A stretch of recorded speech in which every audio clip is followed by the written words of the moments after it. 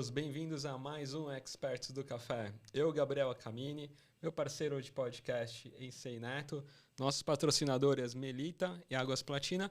E hoje nós temos a honra de contar com a presença do Cris Carijó, né? Falando sobre coquetelaria, né? Coquetelaria com café. Bem-vindo, Cris, tudo bem?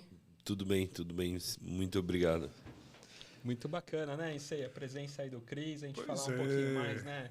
Do café, como barista, ele vai contar a história dele, coquetelaria. Muito legal, viu? O Cris é uma pessoa aí que está no mercado já há um bom tempo, né? O que é legal é que ele transitou pelo mundo do café, está hoje no mundo da coquetelaria. É um grande cara, assim, também. Tem outros, né? Outras atividades assim que pouca gente conhece, mas que faz muito sucesso, que são os talk shows. Opa! Então, guardou a surpresa aí. Mas legal, Cris. Conta pra gente, né? E você comentou que você começou, né, na área com barista, com café. Conta pra gente como foi esse início, depois essa transição, né, pra coquetelaria e tudo mais. Primeiramente, queria agradecer, é um prazer estar aqui com vocês. Ensei grande amigo há muitos anos já, muitos anos nessa jornada aí. E, cara, começou justamente ali pelo lado do Ensei. Eu comecei minha jornada no café. Eu tinha 17 anos e eu me inscrevi num curso de bartender gratuito que na verdade eu só poderia começar com 18, mas os 3 primeiros meses eram só sobre café. E aí eu comecei o curso aos 17 e quando ia começar a parte alcoólica eu já teria 18. Só por isso que eu pude fazer o curso. E na verdade o que aconteceu é que eu tive a parte de café com a Cleia Junqueira. Quem é daqui de São Paulo, provavelmente, da época, quem é barista daqui de São Paulo, provavelmente já ouviu falar na Cleia. E quando eu tive a minha primeira aula de café, cara, foi quase que amor à primeira vista, amor ao primeiro gole. E eu falei, é isso que eu quero. Então, meio que eu já desprezei toda a outra parte do curso, assim. Eu dormia nas aulas, sabe? Porque eu já tinha decidido assim que café ia ser meu fio condutor naquele primeiro momento. Assim. Sim. Mas o que te despertou nessa época aí do café? Que tu falou, caramba, que diferente. Eu nunca tinha... Não sei se você já era apreciador, sua família já tinha um hábito assim de bastante consumo de café. Então, Como que pior foi? que não, cara. Pior que não. É engraçado, né? Eu lembro muito de eu muito pequeno tomar café com açúcar. Depois eu lembro de, em algum momento da adolescência, de eu tomar café sem açúcar, mas nunca foi uma coisa de prestar atenção no café, de dar uma atenção ao café. Sempre foi uma coisa de tomar café para acordar, sempre foi uma coisa muito mais... enfim, muito mais costume mesmo do que realmente prestar atenção no café. E parece que a primeira vez que eu tomei um bom café expresso, minha mente abriu e eu falei, caraca, estalo, assim. o café não serve só para acordar, sabe? É mais ou menos isso. E aí eu já saí desse curso de bartender trabalhando no Suplicy Cafés, que na época era a maior escola de cafés especiais de São Paulo. Na época, eu lembro que foi na época do 10º campeonato de barista. Eu nem sei em qual nós estamos hoje, mas foi na época do 10º campeonato de barista que estava tendo. E o Suplicy tinha ganho 4 ou 5, assim, era uma coisa muito... Então, para mim, foi realmente uma puta escola. Aliás, vamos fazer só um parênteses aqui, que é muito legal essa menção do Cris, porque o Suplicy Café, quando começou na Lorena, que foi a loja ícone, né? Foi efetivamente a primeira cafeteria brasileira com essa pegada de uma cafeteria assim de padrão internacional, sabe? Ele teve assim o cuidado de treinar todos os baristas com uma das melhores treinadoras de baristas do mundo, a Sherry Jones, que ele trouxe dos Estados Unidos. Ela passou quase um mês em São Paulo para treinar todo mundo e fazer a operação ficar redonda. E a outra particularidade foi a implantação de um sistema de pedidos que só existia nos Estados Unidos e que para o brasileiro era meio estranho, porque é muito comum a gente fazer aqui. Naquela época iria nas padocas, né? Aí chegava, estava lá o chapeiro, já pedia o pão na chapa, pedia lá o pingado e tal, e depois que ia pagar no caixa. E o Suplicy ele criou um modelo diferente que você passa, que é o mesmo que já existia nos Estados Unidos, antecipando inclusive o que viria a ter com a chegada da Starbucks, que era você passava pelo caixa, já escolhia, papá, fazia o pedido e esperava. Entendeu? E isso aí é muito legal. Nossa, foi um conceito aí, né? O Suplicy, eu entendo que ele foi uma cafeteria conceito em vários sentidos, né? Também, eu não sei se foi ele ou se foi o Santo Grão, que foi o primeiro a ter a máquina de torra em meio ao salão. Então, assim, o cliente estava tomando café ao lado de uma máquina torrando café. Isso era uma experiência sensacional para os clientes. E não só para os clientes, né? mas para a gente também. Tomando, né? Exatamente. Totalmente bacana, né? Essa experiência lá. Sim, não, fantástico, assim, fantástico. E tinha um efeito didático muito grande, porque aí as pessoas começaram a ter um entendimento da importância. Olha, isso aqui é matéria-prima, isso aqui é o café cru. Desculpe, tem um processo de torra e, finalmente, aqui você tem um café torrado. Então, até então, o que era normal era ver o café já moído no supermercado. O fato de começar com o movimento das cafeterias, com expresso, a primeira rede, basicamente, que foi o France Café, então a pessoa conseguia enxergar, mesmo também o Café do Ponto, que foi ainda anterior, né? O Café do Ponto foi pioneira nisso daí. As pessoas falam, olha, aqui eu tenho o grão inteiro. Então já foi um avanço. Agora, o fato de ver o café cru, ele passando essa transformação, nossa, isso é fantástico. E isso ajuda a mudar, inclusive, a percepção do consumidor, né? Completamente. Eu lembro que eu cheguei a torrar café no Suplicy, né? Depois que eu entrei no Suplicy como atendente, virei barista. Depois eu virei barista de eventos deles. E aí depois eu fui para a torra de café lá no Suplicy mesmo. E eu lembro de a gente estar na torra e chegar pessoas de todas as idades, de todo nível de cultura e falar assim, nossa, mas cadê o café? E, tipo, querendo ver o café verde, querendo ver o processo de torra. Nossa, mas como que funciona essa máquina?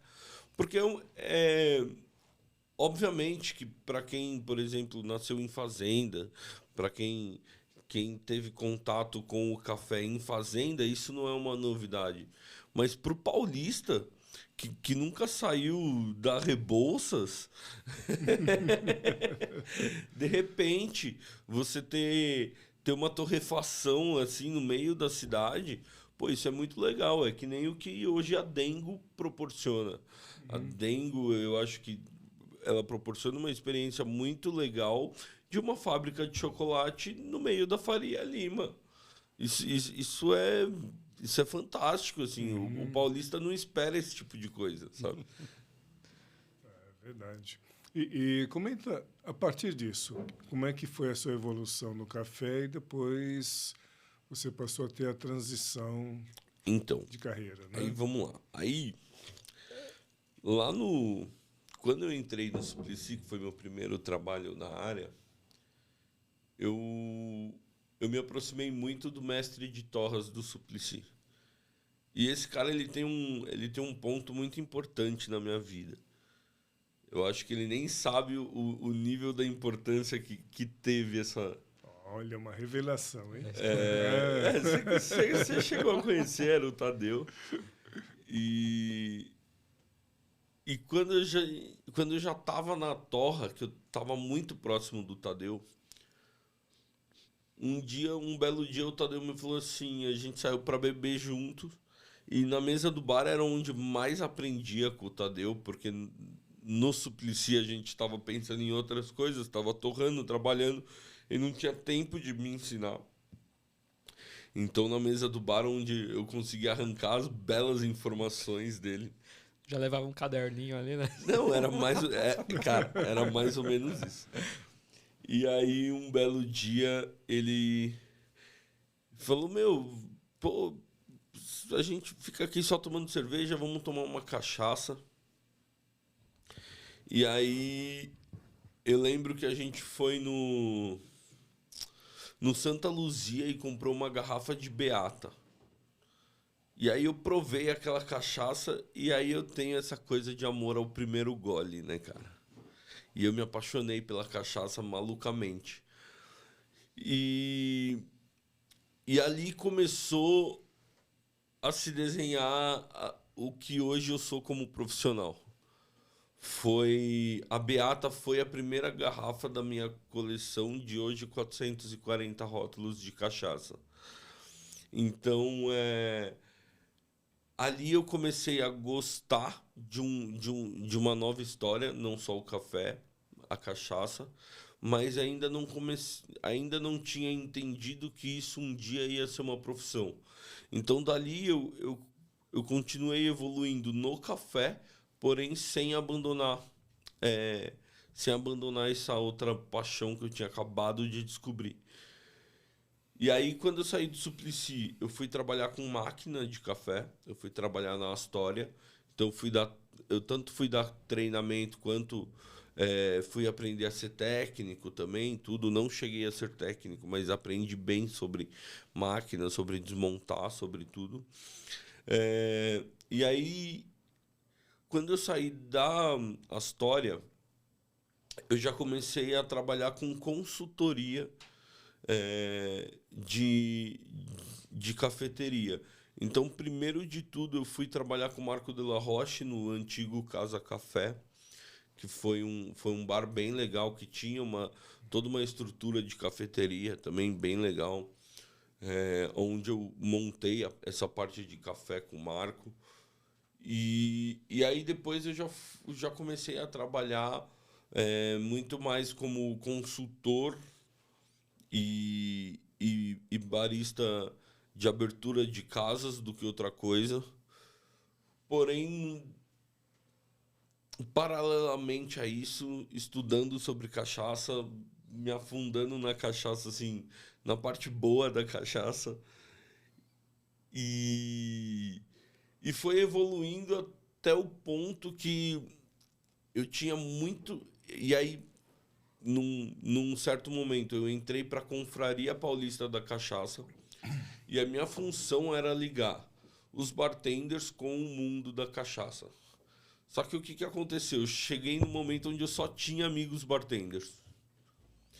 E aí os meus amigos falavam, cara, sai desse ramo do café, que ele não dá dinheiro, e vem ser bartender. E aí eu demorei ainda uns 2 anos para conseguir fazer essa transição. Até que eu fui parar no Basilicata. Sim. Foi meu último trabalho como café. Eu montei toda a estrutura de café do novo Basilicata, que é esse Basilicata grande que existe hoje, né? E aí chegou lá, eu consegui fechar parceria com algumas marcas de bebidas e eu pedi para que deixassem eu vender drinks no meu balcão. Os donos falaram que não, que era um balcão de café, que já tinha um balcão de drinks e que os drinks sairiam de lá. Se eu quisesse, era para eu criar drinks com café, que aí poderia sair do meu balcão. E aí, pouco tempo depois, não lembro quanto tempo mais ou menos, eu entreguei uma carta de 21 drinks com café. Caramba. E aí 14 entraram na carta e foi um sucesso. Foi um sucesso a ponto de um dos donos chegar em mim e falar assim, olha, Carijó, você precisa vender menos drinks. Porque você tá vendendo mais drinks do que o balcão do bar. Aí eu falei, não, tudo bem, mas eu posso dar um treinamento para eles. E aí me acharam arrogante, fui demitido.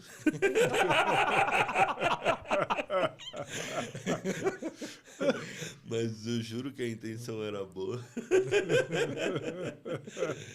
E aí foi quando eu falei, não, chega agora.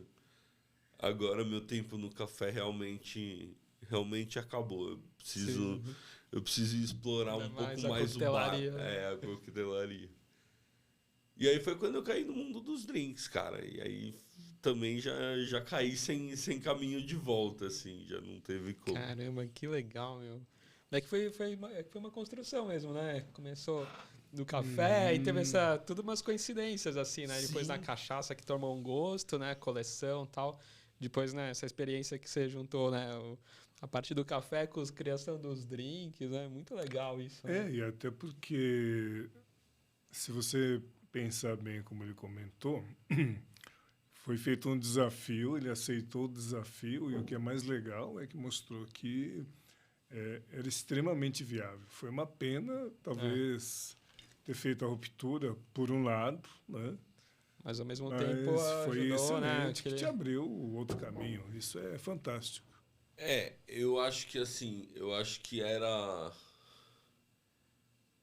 era algo muito, primeiro que quase inexplicável um balcão de café vender mais drink do que o balcão de drinks, né?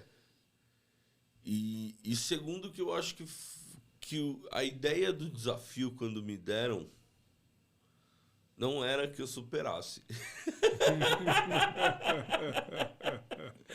Eu acho que era muito mais uma pedra no caminho do que um desafio. Sim. E eu que consegui transformar ela numa coisa muito mais legal.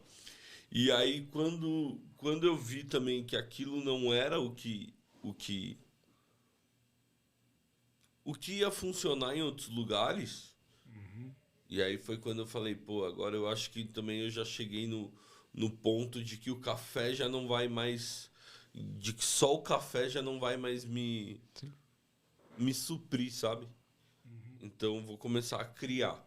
Porque o café, eu acho legal, eu acho fantástico o ramo do café, mas a não ser que você esteja numa parte de torra ali, você tem pouca questão de criação. É muito mais uma reprodução, é muito mais você usar as técnicas que você conhece para você fazer uma boa extração, tudo, mas questão de criação, na coquetelaria isso é muito mais vivo, você cria o tempo inteiro. E isso é uma coisa que me chama muita atenção, assim. É uma coisa que me dá muito... E falando em criação, né? Você está contando como que é o seu processo de criativo, assim? Você vai anotando o que você... Como que funciona? Tem gente que anota, que fala, putz, daqui a pouco eu posso usar esse ingrediente em tal coquetel. Ou me veio uma lembrança. Como que é esse seu processo criativo aí? Então, depende do que eu tô criando, cara. Eu tenho vários processos criativos para cada coisa que eu vou criar. Para drink, normalmente, eu tenho que estar no bar com garrafas na minha frente e eu vou começar a olhar as garrafas e elas vão começar a se encaixar na minha mente. Eu faço stand-up também. Então, para stand-up, o meu processo criativo já é completamente diferente, onde eu tenho que anotar várias referências e talvez até algumas piadas já prontas e depois juntar todas elas num papel, num outro papel e começar a roteirizar.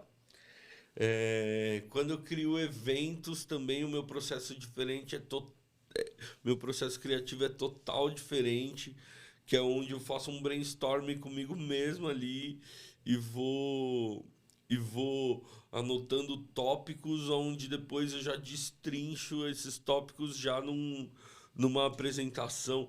Então eu tenho vários processos criativos diferentes para cada área de criatividade que eu uso.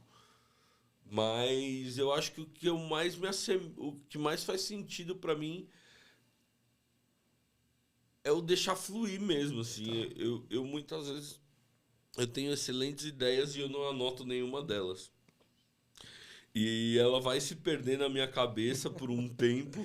E uma hora ela vai voltar. E quando ela voltar, se fizer sentido, eu vou pôr ela em prática. Se não fizer, também é isso. Então você não tem costume de anotar. Tem uma galera que anota, né? Eu mesmo vou anotar. Eu tenho esse costume, depois que descobri o bloco de notas, né, no celular, eu tenho, sei lá, tem algum insight, eu vou anotar lá que depois um dia eu posso achar, né? Você então é mais na mente porque mesmo. Todas as vezes que eu anotei, depois, quando chegava na hora de criar mesmo, eu não pegava as minhas anotações. Então, assim, é muito louco que eu acabo funcionando muito. Eu meio que faço um bloco de anotações na minha mente ali, assim. E isso é muito diferente, porque, assim, para stand-up, por exemplo, a galera anda com um caderninho, fica anotando observações diárias, tudo. Sim. Eu já não tenho esse costume, eu não consigo, assim. Eu sento para criar na pressão e vai. É bem intuitivo, né? É bem intuitivo, assim. Não, e é legal que acho que cada um complementa, né? Você tem vários processos criativos, né? Stand-up é uma coisa, né? A linha do café que você falou, puta, era uma outra, a coquetelaria também é outra. É um evento, você vai ter que se adequar, né? Aquele estilo daquele evento, ou um cardápio da gastronomia, que você vai harmonizar. Então, cada um você vai pegando algumas referências. Né? E ainda tem também, além da criação de drinks, criação de carta de drink, que aí é um processo diferente, porque você tem que juntar um monte de criação num conceito só. Então, assim, cada processo criativo eu levo de um jeito, assim. Poxa, que legal. Não sei se é o time, mas para quem está escutando, assim, gosta de drinks com coquetéis, assim, você pode citar algum, assim, do café lá, que era seu, sei lá, os seus top 3 aí, de criações que você gosta, claro. assim, de... Bom, eu tenho um que é o drink que conta a história da minha vida, né? Que é o Rabo de Galo Carijó. Meu sobrenome é Carijó, então esse aqui é o Rabo de Galo Carijó. O Rabo de Galo Carijó, eu falo que ele é o drink que conta a minha história porque ele é justamente uma cachaça com infusão de café, laranja Bahia, cinar e vermute tinto. E aí tem a ordem cronológica das coisas, que é... Meu primeiro contato com frutas foi laranja, porque meu tio é feirante. E quando eu era pequeno, eu ia pra feira ajudar ele. Eu ia mais comer fruta do que outra coisa, né? Não, você fazia o controle de qualidade. Eu fazia controle de qualidade, exatamente. Eu gosto de você, que você tem palavras bonitas para qualquer situação. Então, assim, E aí, cara, o que uma criança pode ajudar numa barraca de fruta? O que eu mais ficava fazendo era vendendo laranja. Eu controlava a dúzia ali, se a pessoa pegasse uma a mais, uma a menos também, não ia fazer falta. E aí já chega o café na minha vida, que foi eu falo que é minha primeira grande paixão, acho que foi o café na minha vida, assim. Então eu já tenho essa laranja e esse café do drink. E aí entrou a cachaça, cara. E aí a cachaça virou essa mistura de café, laranja, cachaça, que me dá muito prazer. São três ingredientes que me dão um tesão gigantesco, assim. E aí vem o cinar, que para mim é uma história muito legal, que o meu avô, que eu perdi ele esse ano, mas foi uma das grandes figuras paternas da minha vida. Quando eu era pirralho, eu devia ter uns 10 anos, aí, 11 anos. Meu avô, eu ia pra padaria com meu avô, e meu avô jogava maquininha caça-níquel. Enquanto ele jogava, eu ficava lá com ele, e a minha avó não podia saber disso, cara. Imagina que minha avó podia saber. Então, pra minha avó não saber, meu avô me dava um cinar. Me dava, às vezes, um pouco de cinar, às vezes um pouco de rabo de galo. Então foi meu primeiro contato com bebida alcoólica, foi esse Cynar aí, que pra mim tem muita ligação com meu avô, sabe? Mas você voltava então trançando as pernas, ué. Não, mas eu era muito pirralho. Eu lembro que assim, às vezes ele me dava um copinho, eu dava tipo um golinho, era uma picadinha, era mais pra brincar ali, pra fingir alguma coisa. E aí tem o vermute, que representa esse novo momento da minha vida, que é essa coquetelaria mais gourmet, né? Porque pra mim o rabo de galo sempre foi Cynar e cachaça, e assim, não é nem cachaça, é Cynar e pinga, Cynar e aguardente, a primeira que tiver e vamos, e esse era o rabo de galo que meu avô tomava, que eu via os amigos do meu avô tomarem. E quando eu entrei para o ramo da coquetelaria, você começa a participar dessa gourmetização das coisas, né? E hoje o rabo de galo ele é muito mais feito com um bom vermute do que com um vermute de qualidade duvidosa, como era feito, ou um Cynar. Então, e aí esse vermute da minha receita, ele meio que representa esse lado mais gourmetizado da coquetelaria. Que legal. Mas o Cynar, ele é o componente mais importante do rabo de galo. Mas, para mim, com toda certeza, ele é. Eu acho que ele só não é mais importante do que a cachaça. Sem dúvida. Porque, primeiro, que a cachaça está em maior quantidade. Segundo, que a cachaça...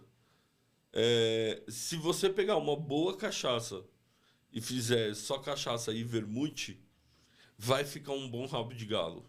Se você pegar uma péssima cachaça e pôr Cynar, ainda assim não fica um bom rabo de galo. Caramba. E a gente não pode deixar de lembrar, né, do mestre Derivan, né, falando de rabo de galo, né? Mestre Derivan. Inclusive, abaixo do meu rabo de galo, eu tatuei a data de falecimento do mestre, que é a data que a gente luta para que seja o Dia Nacional do Rabo de Galo. Sim. E uma vitória também, né, de ter entrado, né, na carta, né? De ter entrado para a IBA. Essa é uma vitória que eu só não fiquei mais feliz por não ter dado tempo de brindar com o mestre. Sim. Mas ainda tô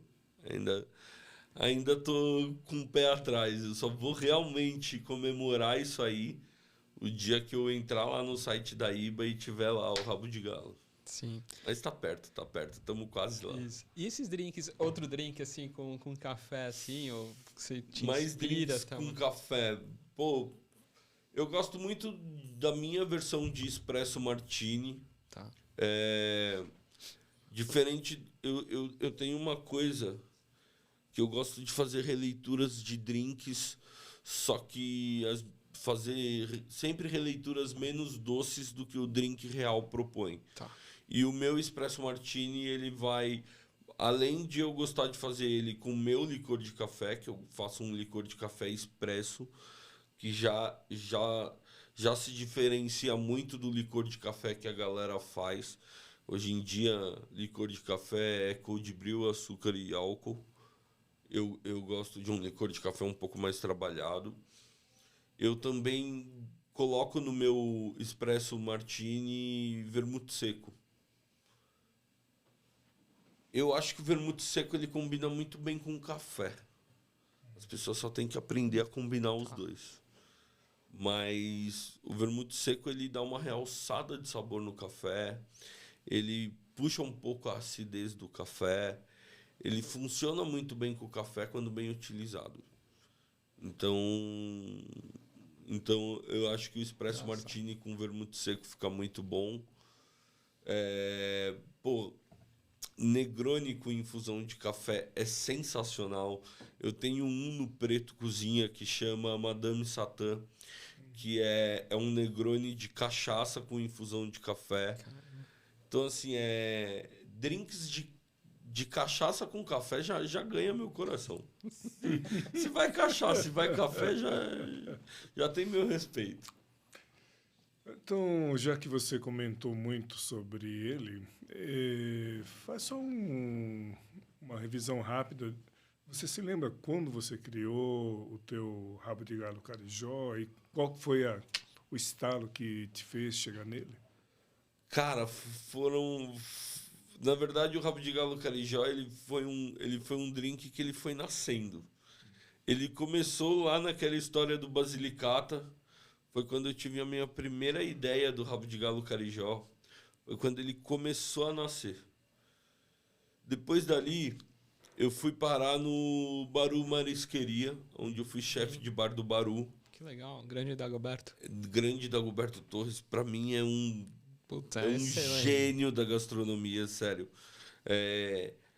Hoje eu trabalho com o Rodrigo Freire, que é um chefe monstro, que mexe com peixes muito bem, mas eu nunca vi ninguém trabalhar peixe que nem o Dagoberto Torres. É impressionante. Tempero é muito... Não, é impressionante. E aí eu chefiei o Baru Marisqueria.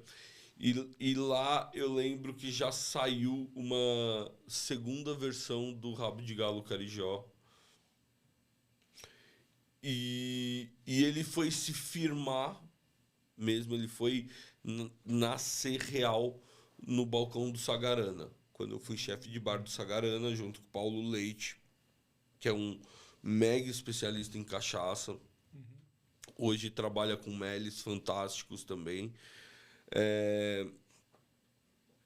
Eu lembro que o Paulinho do Saga foi participar do primeiro campeonato do Rabo de Galo.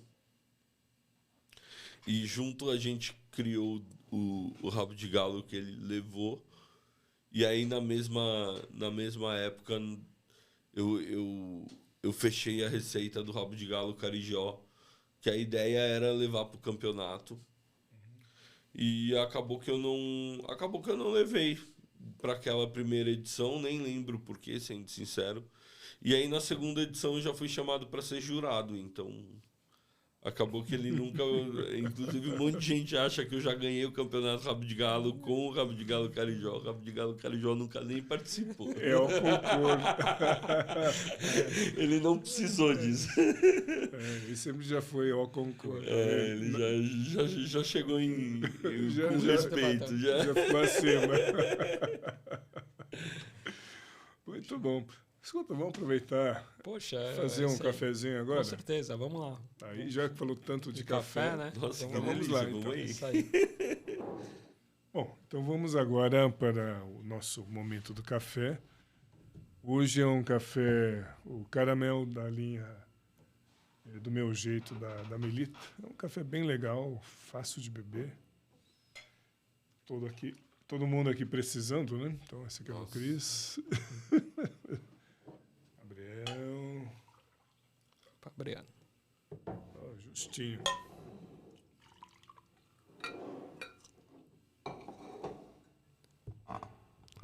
Eva. Delícia. Bom, né? Muito bom. Ah, dá para retomar agora. Poxa, que legal. Olha, e das cachaças, hein? Você tem quantas? 400 e poucas, hein?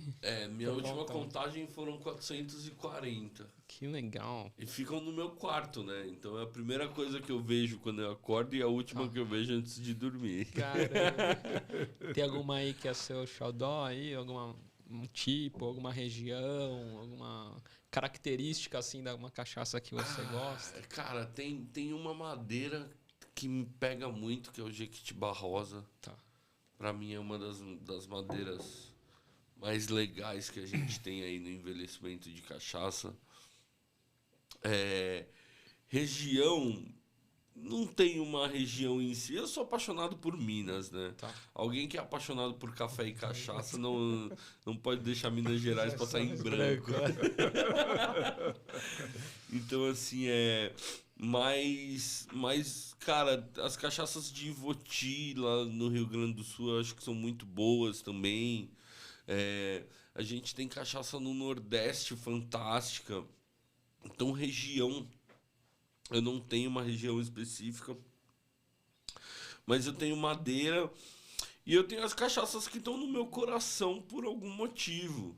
Então, assim, por exemplo, as 3 primeiras da minha coleção eu nunca vou esquecer, que é Beata, Serra Morena e Duvido que você não goste, que eu acho esse nome fantástico para uma cachaça.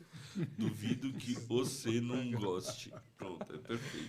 E nomes de cachaça são os melhores, né? Você vai, assim, Já desafiou. Já desafia, né? Então, assim, eu tenho também, por exemplo, a Cachaça Batista, que é uma cachaça que há alguns anos a gente é parceiro, então é uma cachaça que todas as edições dela eu tenho um carinho muito grande. Tem Gouveia Brasil, que é uma outra cachaça fantástica. Eu tenho alguns rótulos que acabaram se tornando emocional por algum motivo, assim. E tem algumas que são um pouco difundidas que o pessoal tem que conhecer ou provar, assim. Às vezes sempre tem algumas que são mais... não tão na mídia muito, mas que são incríveis. Eu vou te falar que tem uma do Maranhão, que eu sou apaixonado, que chama Reserva do Zito.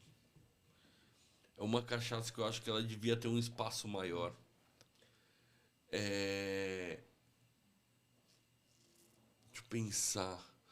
Pensando assim...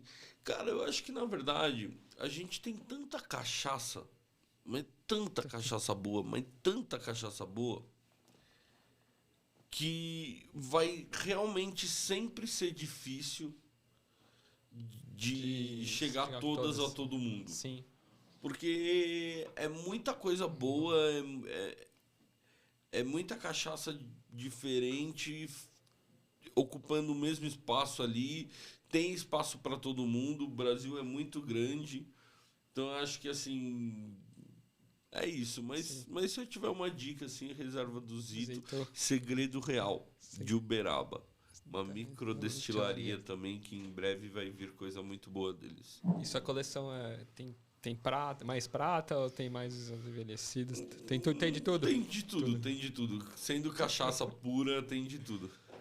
Que legal, que bacana. Isso é muito bom. Ô, Cris, comenta um pouquinho como é a sua visão para onde vai a coquetelaria? Porque nós temos os movimentos, né, como a gente sempre sabe.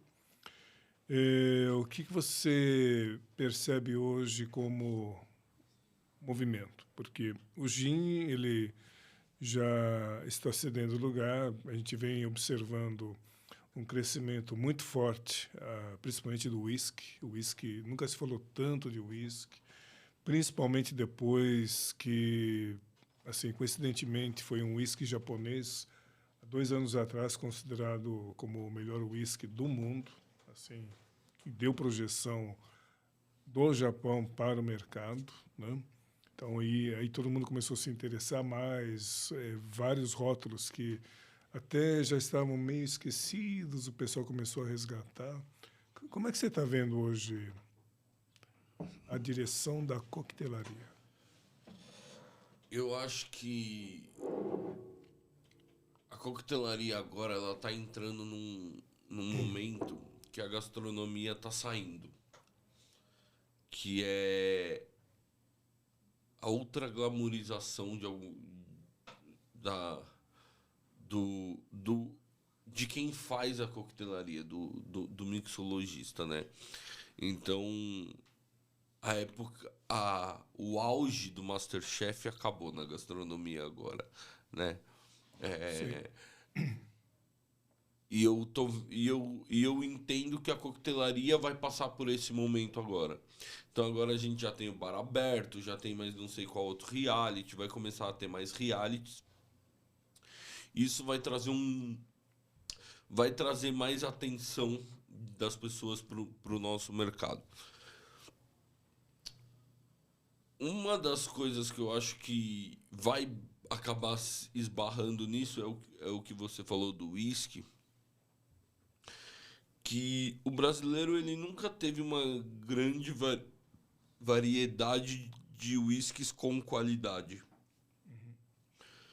E hoje em dia a gente tá com whiskies excelentes chegando no Brasil com um custo-benefício muito bom. Se a gente falar de um single malt há 5, 6 anos atrás, a gente está falando de um produto de R$ 500. Se a gente falar de um single malt hoje, a gente tem a partir de 159 no mercado. Então eu acho que isso vai ajudar o whisky, que para mim não era para ser a nova onda do Brasil. Eu ouço desde que eu entrei no ramo que a nova onda ia ser a nova onda do rum. Ou que a cachaça ia vir e ia ter uma nova onda, ia ter uma onda da cachaça. Mas eu acho que o uísque ganhou muito espaço com essa diminuição de preço e esse equilíbrio de custo-benefício. Sem dúvida. Então eu acho que, como agora com esse custo-benefício melhor, estão chegando também novos rótulos e cada vez mais a gente vai receber novos rótulos de uísque, como os japoneses, por exemplo, que chegaram há pouco tempo, mas que estão ganhando espaço aqui no mercado nacional. Eu acho que o uísque vai ter vai crescer de novo na coquetelaria brasileira, graças a essa nova demanda que está chegando de uísques. Eu enxergo bastante com o uísque sendo talvez o próximo personagem principal da coquetelaria nacional, assim. O uso de vermute também tem crescido muito, né? O uso de vermute também tem crescido muito. Ao mesmo tempo, por exemplo, nos últimos 2 anos, a gente teve quebra de mercado de mais de um rótulo de vermute.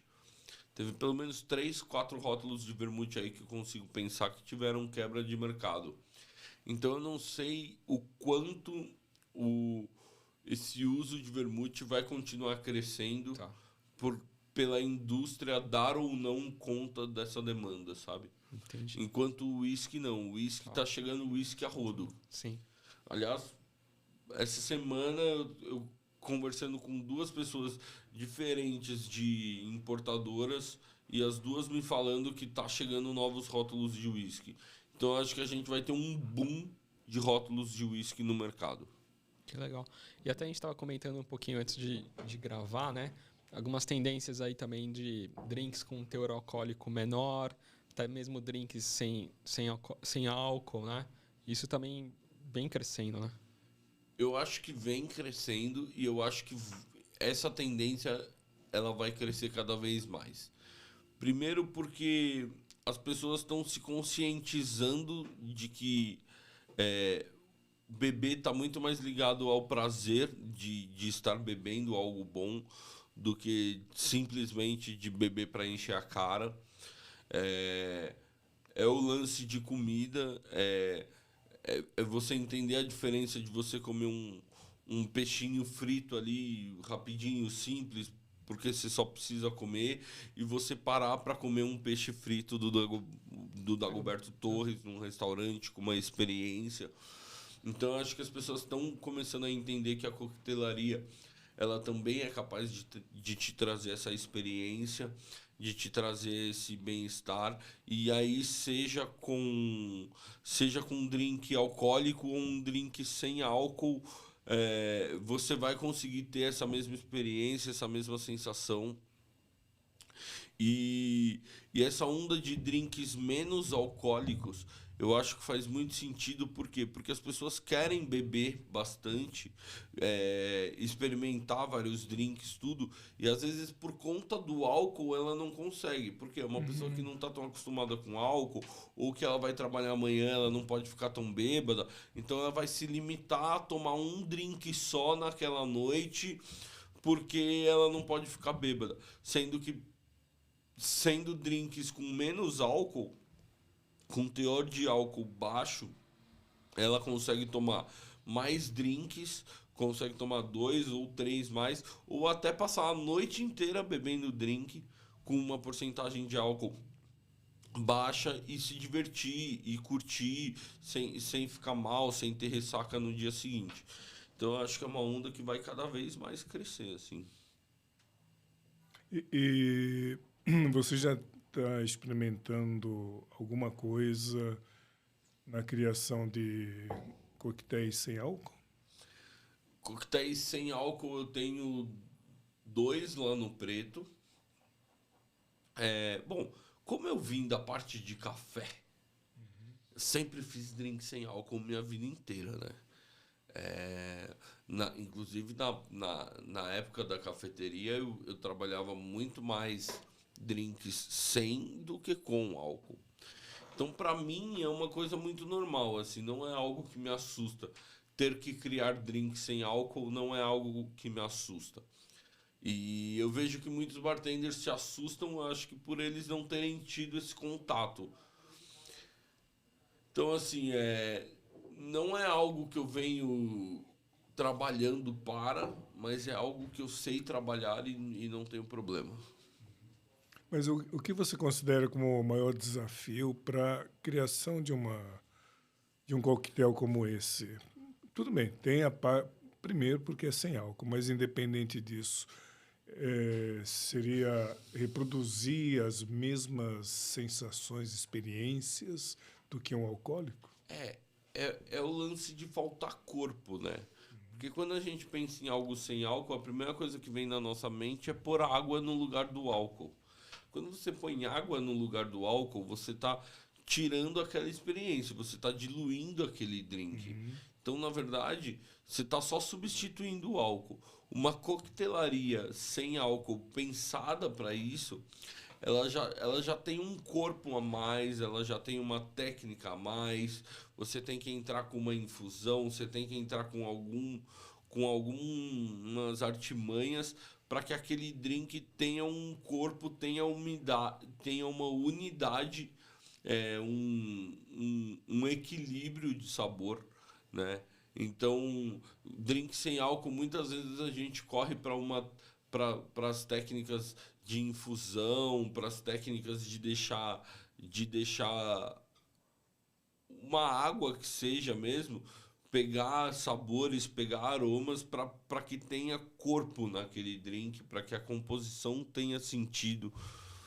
Então, assim, eu acho que o maior desafio de você criar um drink sem álcool é você fazer ele ter personalidade. Porque geralmente o que traz personalidade pro drink é o destilado. Quando você faz um drink sem álcool, a sua personalidade tem que vir de outros lugares. Então isso é interessante, que vai fazer com que a própria coquetelaria avance muito mais, porque vai exigir que o profissional ele tenha um domínio técnico muito mais amplo do que ele teria somente com os alcoólicos. Exatamente. É a mesma coisa que eu falo bastante do café. O ingrediente café na coquetelaria, se os mixologistas, se os bartenders parassem para estudar um pouco mais do café para usar ele na coquetelaria, a coquetelaria avançaria muito. Porque o café é um ingrediente extremamente versátil, principalmente quando a gente fala de drink sem álcool. Só que, como exige muito estudo ali, como exige uma dedicação muito grande, é algo que vai demorar um pouco ainda para se desenvolver, assim como o drink sem álcool. É interessante isso. E é complexo, né? Que você falou ao mesmo tempo, é super complexo, né? Passa com outras técnicas, né? Se ela falou de infusão, sei lá, fermentação, alguma coisa. Maceração, outras técnicas para agregar, justamente dar esse punch, né? Que a pessoa toma e não fala, isso aqui é um suquinho, né? Putz, exato. Exatamente, é difícil. Coquetel não é suquinho. Exatamente. Essa é a grande diferença. Não fica com sabor de chá gelado, né? Exato, é complexo, não é algo simples, né? Não é algo simples. Eu acho que um dos grandes aliados nessa história é o café. Porque o café é um ingrediente com muita personalidade. Sim. Então, um drink sem álcool de café, se você usar café expresso, você já tira toda a personalidade dali e já tem para onde você trabalhar. Sim. Muito legal. Um belo caminho, né? Um belo caminho. Poxa. A coquetelaria tem muita coisa legal, né? Para se explorar, assim. Você falou essas infusões também, né? Poxa, infusão dá para fazer muita coisa, né?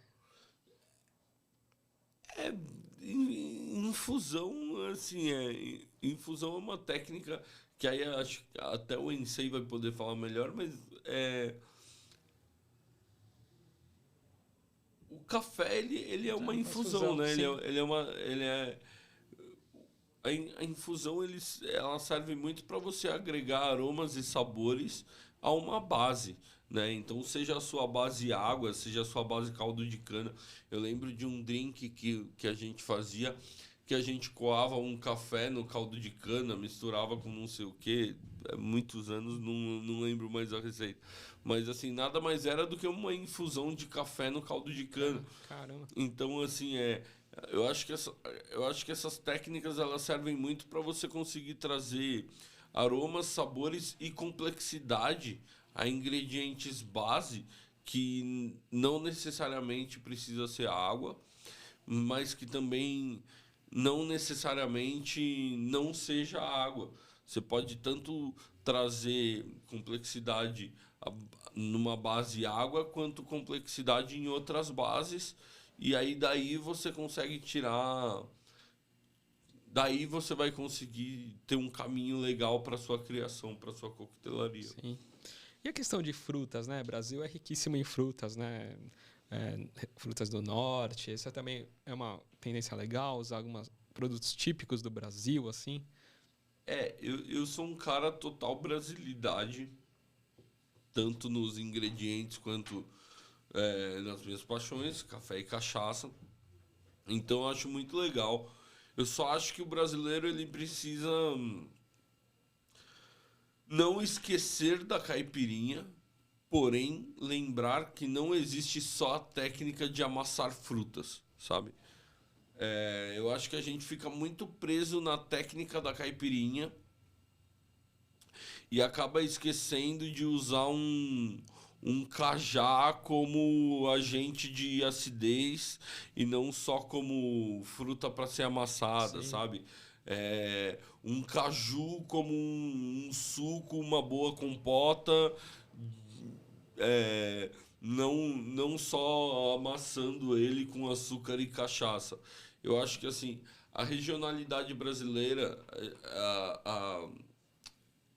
os nossos biomas, eles agregam pra gente tanta fruta, tanta variedade de produtos que a gente ainda não sabe usar direito por ser muita coisa.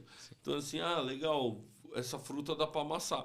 Então eu vou amassar todas as frutas. Legal, dá para você amassar todas as frutas.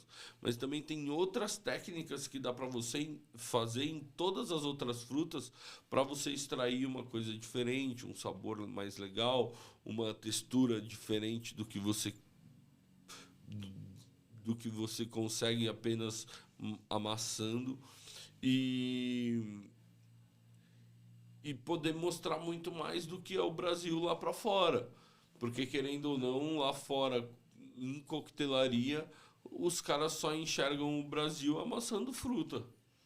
Que é uma técnica muito legal, mínimo desrespeito à caipirinha, mas é isso. Eu acho que seria interessante o brasileiro entender que não existe só esse caminho para se trabalhar com frutas.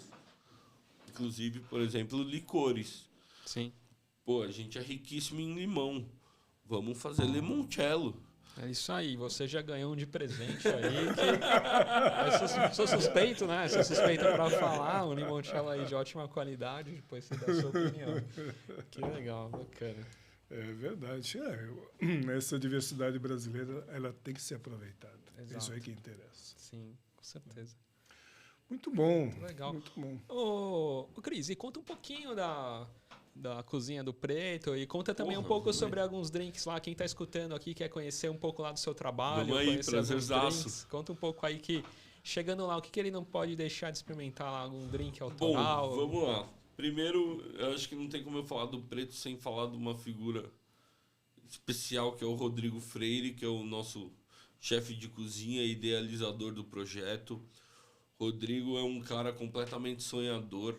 Até outro dia ele era somente um advogado que cozinhava quase que por hobby. E hoje Ele abriu um dos restaurantes mais legais da cidade, que é o Preto Cozinha. É um restaurante que também é galeria de arte, que também é uma ação cultural, uma movimentação cultural, ele por si só. E falando de ação cultural, de movimentação cultural, a gastronomia do Preto é uma gastronomia preta, é uma gastronomia que fala com a cultura negra muito legal, muito bem. Então é uma gastronomia baiana contemporânea, tá? Resumindo assim. Então a gente traz, em vez de um acarajé, a gente traz um pastel de arraia que quem for tem que provar. Caramba. É É sensacional, sensacional. sabe? Esse é muito bom. A gente traz um mexilhão no leite de coco ali que é fantástico. Falando de pratos, tem um que é o arroz de chinchim, que é uma criação do Rodrigo Freire, que é excepcional. É um arroz puxado ali no caldo de frango, né? No caldo de chinchim, com dendê, com camarão seco, porque camarão seco vai em tudo na gastronomia baiana ali, então, e fica animal. Então eu acho que assim, não pode sair de lá sem provar o camarão, o pastel de arraia, que é fantástico. Não pode sair sem provar o arroz de chinchim, que é maravilhoso. A gente tem uma sobremesa que é coco com tapioca, com coco, com coco, com coco. Eu acho que também é a cara da Bahia. Não dá pra sair do Preto sem comer uma safadinha, que é o nome da sobremesa. E falando de drinks, cara, a coquetelaria do Preto, ela vem muito para acompanhar essa gastronomia e muito para trazer essa regionalidade Bahia numa roupa, numa roupa mais refinada da coquetelaria, vamos dizer assim. Então é isso. Em vez a gente tem uma releitura do Caju Amigo, que eu sempre tive um problema com o caju amigo, que eu acho ele muito doce. Lá a gente tem o caju brother. Que é o caju baiano. Sim, claro. Ele vai pro Carnaval de Salvador todo ano, esse caju, entendeu? Ele é muito mais divertido, assim. E ele não é doce, por quê? Porque ele tem um vinagre. Eu faço uma compota de caju avinagrada. Então essa compota de caju avinagrada deixa ele mais azedo, deixa ele menos doce, deixa ele mais interessante e combinando melhor com essa gastronomia. Então a gente tem, além do Caju Brother, a gente tem o Pancadinha, que é um drink à base de leite de coco, limão, açúcar e rum. A coquetelaria de lá eu posso falar que é uma coquetelaria feita para acompanhar os pratos baianos da Sim. casa. É Poxa. mais ou menos isso. Sim. E aí, fora isso, a gente tem agora o Nada Bar, que é o nosso bar de cima, é um bar mais escondidinho, um bar mais secretinho. Ele fica aberto de segunda, quinta, sexta e sábado, das 8 da noite às 4 da manhã. E lá já é uma coquetelaria muito mais refinada, já tem técnicas moleculares, já tem técnicas mais internacionais na carta, porém respeitando também essa linha de ingredientes nacionais, licor de jabuticaba que toda avó fazia quando a gente era pequeno, e trazendo esse sensorial nacional no meio de uma coquetelaria mais internacional. Que legal, maravilha. E tá em Pinheiros, em São Paulo, né? Tá em Pinheiros, na rua Fradique Coutinho 276, aqui em São Paulo. É um restaurante que abre de segunda a segunda, então qualquer dia que vocês quiserem, vocês podem ir lá, tá todo mundo convidado. Eu provavelmente estarei por lá. E é isso. Isso aí, fica o convite aí para todos Sim. conhecerem e dar um oi aí pro Cris. Com certeza. E posso dizer que é imperdível. É verdade. Tem que ir. O Ensei já foi algumas vezes lá me visitar e é sempre muito legal. Que bacana. Muito bom. Bom, Cris, a gente quer então deixar o nosso agradecimento pelo seu tempo, sua vinda aqui. contar essa história, a sua história, a história do Rabo de Galo. E vamos convidar o pessoal para acompanhar os outros episódios. Isso aí. E um agradecimento aí para o nosso patrocinador Melita e Águas Platina. Obrigado, Cris. Valeu. Obrigado, eu. Até mais. Obrigado. Tchau, Até tchau. mais. Tchau, tchau.